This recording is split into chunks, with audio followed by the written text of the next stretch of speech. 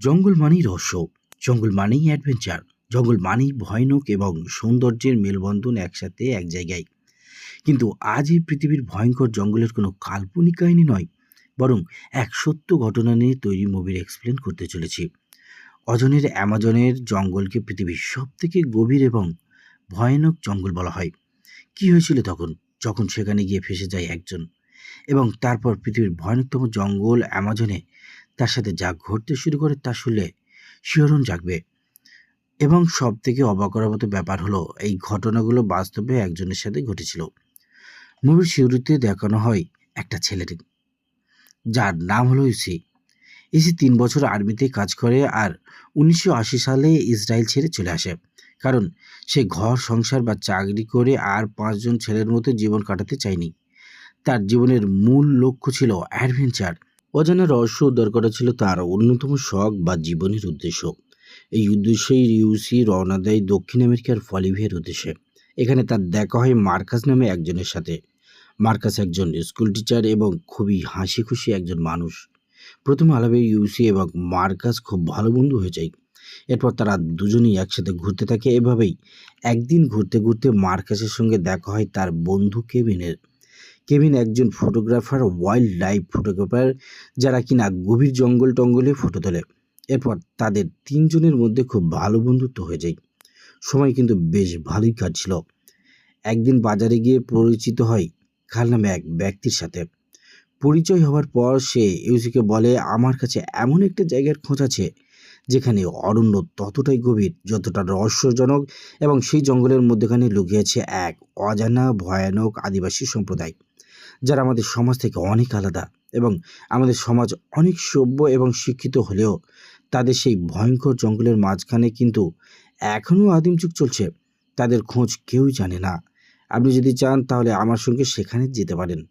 ইউসিকে বলে এসব কথা শুনে খুব খুশি হয়ে ইউসি তার সমস্ত কথা তার বন্ধুদের জানায়। কিন্তু মার্কাস এবং কেভিন এসব কিছু বিশ্বাসই করে না যে বর্তমানে এখনও কোনো জঙ্গলের মধ্যে আদিম যুগ চলছে। তবে ইউসির কথাই তারা কালের সঙ্গে দেখা করতে রাজি হয়ে যায়। কাল তাদেরকে একটা ম্যাপ দেখায় এবং সেখানে সে কিছু অজানা জায়গার কথা বলে, যেখানে শুধুমাত্র আদিম অধিবাসীরা নয়, রয়েছে গুপ্তধন বা সোনার ভাণ্ডার। কিন্তু এসব কথা মার্কাস আর কেবিনের তেমন একটা বিশ্বাসযোগ্য বলে মনে হয় না। তাদের মধ্যে দুই একজনই ভয়ঙ্কর ঝুঁকিপূর্ণ জঙ্গলের মাঝখানে যাওয়াতে আপত্তি করে, কিন্তু শেষ পর্যন্ত সবাই রাজি হয়ে যায়। কাল তাদেরকে বলে যে জঙ্গল সম্পর্কে সব কিছু জানি আমি, যে কোনো বিপদ আপদ যদি আসে তাহলে আমি সামনে নেব, চিন্তা করো না। 1981 সালের 4 নভেম্বর তারা সমস্ত প্রয়োজনীয় জিনিসপত্র নিয়ে রওনা হয়। এখানে বলে রাখি, প্রয়োজনীয় জিনিসের মধ্যে কিন্তু ইউসি আসার সময় একটা ধার্মিক বই নিয়ে এসেছিল। দেখতে দেখতে তারা প্রবেশ করে অ্যামাজনের গভীর জঙ্গলে, যেখানে চারিদিকে শুধুমাত্র সবুজ সবুজ এবং নানা রকম জানা অজানা পশু পাখি আর নদী, ঠিক যেটার উদ্দেশ্যে তারা এসেছে। এবং সারাদিন পর একটা নিরাপদ জায়গা দেখে টেন্ট বা তাঁবু বানিয়ে সেখানে তারা রাত কাটায়। আবার পরদিন সকালে গভীরে যাওয়ার জন্য বেরিয়ে পড়ে। একটু একটু করে তারা গভীরতম গভীর জঙ্গলের মধ্যে ঢুকে পড়ছিল। জঙ্গলের পরিবেশের সাথে তারা ধীরে ধীরে পরিচিত হতে থাকে। এদিকে দেখা যায় বাকি তিনজনের কাছে এই ভয়ঙ্কর জঙ্গল নতুন হলেও কাল কিন্তু খুবই অভিজ্ঞ ছিল। সে চারপাশের আকাশ আবহাওয়া দেখেই বলে দিতে পারত কখন বৃষ্টি হবে, কখন আবহাওয়া পরিষ্কার থাকবে। জঙ্গলের ভিতরে ঘুরতে ঘুরতে তারা এমন একটা জায়গায় এসে পৌঁছায় যেখানে বেশ কিছু মানুষ একটা জনবস্তি গড়ে তুলেছে। সেখানে কিছুদিন কাটানোর পর তারা আবার তাদের উদ্দেশ্যে রওনা দেয়। যাওয়ার পথে নদী থেকে একটা পাত্রের সাহায্যে একটা পাথর তুলে ইউসি একটু একটু করে সোনা খুঁজে পায়। জঙ্গলে যেতে যেতে একদিন কাল একটা বানর দেখতে পায় এবং দেখার সাথে সাথে সেটাকে গুলি করে এবং শেষ পর্যন্ত সেই বানরটাকে রাতের খাবার হিসেবে তৈরি করে। দীর্ঘদিন জঙ্গলে হাঁটার জন্য মার্কাসের পায়ে এক ধরনের ঘা হয়। কাল তার চিকিৎসা করলেও দেখা যায় ধীরে ধীরে সে আর চলার মতো অবস্থাতেই নেই।